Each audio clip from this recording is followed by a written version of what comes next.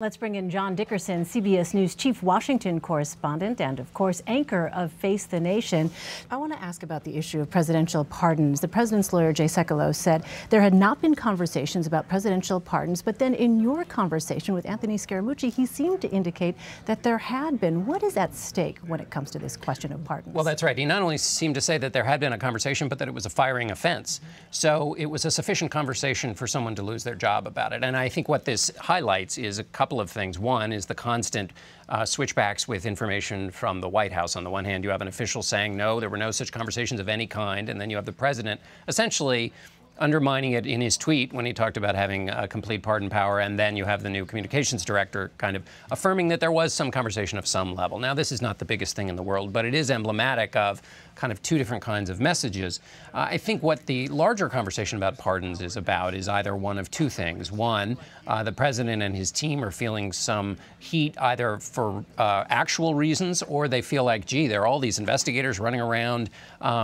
We should at least investigate this notion of a pardon. The second thing, though, is if you work for the president or are going to be one of the people who is going to be interviewed, if you know out there that a pardon is possible, that can change the playing field. It may change people's answers. It may change what people do. And so it is now a part of the conversation as these investigations are going on. And so it could very well be a signal from the president. Scaramucci said on Friday he is not there to, quote unquote, change course for the White House. So what is his mandate actually coming into this role? Well, it depends which course you think the White House is on. So if you look at the president's agenda, if you believe that the course it's on is to try to pass health care reform, then tax reform, then infrastructure, then that's a course that you want to keep the president on. The problem is that the president himself is the one who veers from that course, sending inconsistent signals to Congress, but then also interrupting his own news cycle with comments about either his attorney general, who he doesn't think treated him fairly, or making comments about the special counsel, which I think his lawyers would not like him to do, and doing other things that get in the way of that agenda. And so the job, if the new communications director is going to try to keep on the one agenda and not the daily deviations from it, that will be a challenge. Americans woke up this weekend to see staff shakeup on the front pages of their newspapers. Why should they care about this change? Well, if you're a Trump supporter, you care about the change because you want the president to use his skills and talents to get his agenda across. You want him to be popular. You want him to have a Republican Congress in 2018. And all of that, it does have a communications component, especially in today's social media world. And so if you're the president's, because frankly, the president's approval ratings are at historic lows. The White House recognizes that, although publicly they don't.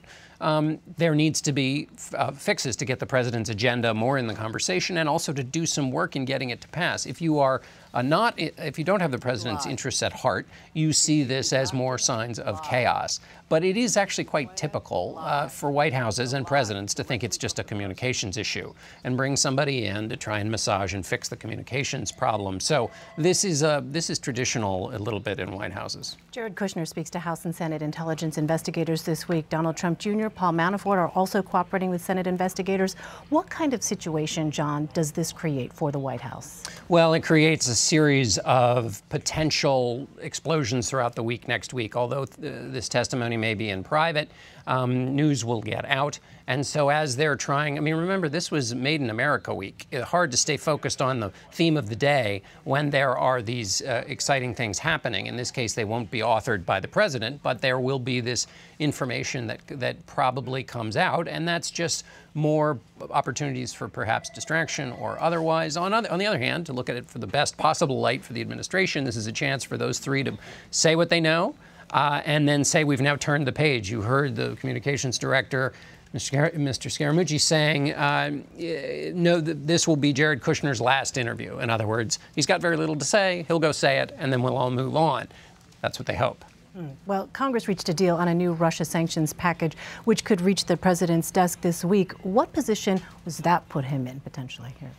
Well, the Russians, based on what the president has said, the Russians are going to pay no penalty at all for interfering in the election, something that the president's Secretary of Defense, Secretary of State, that Republicans across the board say was, and his UN ambassador say was not only a gross attack, but that they should be punished for it. The president's position is that everybody should move on. Well, where does that come down when it comes to this legislation? Mr. Scaramucci seemed to suggest the president still had some inquiry about whether the Russians interfered in the election. The president's director of national intelligence said there is consensus among the intelligence agencies that the Russians interfered in the election. So really, it's a question of whether the president wants to punish them for this thing that his entire administration believes that the Russians did. If they don't, the reason this is important is that the president's previous position and the position of all his senior officials has been in the past, when you don't punish Russia for something they do, it shows weakness and invites them to do more. So based on the rhetoric of the previous candidate, Trump, and the beliefs of his entire administration, doing nothing is a sign of weakness that could lead to bigger problems down the road. Finally, John, I want to ask about health care. You talked to Wyoming Republican Senator John Barrasso on Face the Nation on Sunday. The Senate is going to be voting on the latest version of health care on Tuesday. Who is driving this debate right now? Well, it's Mitch McConnell's driving it. Now, the question is how much control he has over the steering wheel. To just torture this metaphor a little more, because what he's going to do is kind of based on whether Republicans allow them to even start debating it, and that's this vote for the motion to proceed, or MTP, as some people may see it in social media. And the reason that's important is if Republicans don't vote for the motion to proceed, there's no debate. Nobody's talking. Now, there have been opposition. Why would somebody not want to have a debate? Because they feel, and this was Rand Paul's position, that once you get into the hurly-burly of legislative trading when it's live and there's a bill on the floor and there are amendments and you don't know what you're voting for, at the end of the day, you can end up having something pass and not everybody knows what's in it. And so some people don't want to even begin that chaotic process for fear that something will slip through.